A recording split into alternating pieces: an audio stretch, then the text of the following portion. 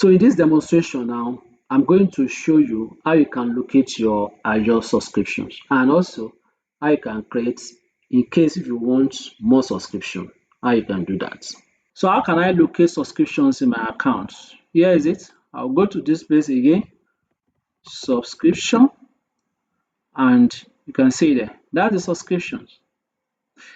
And this from here, I can see the list of all the subscriptions. You can see I have Azure Pass, is a subscription, but it's disabled right now. And I also have Pay As You Go. So this is where you can locate all your subscriptions. If I want additional subscriptions, I will click this add button. But right now, I don't want additional subscription. Thank you for watching.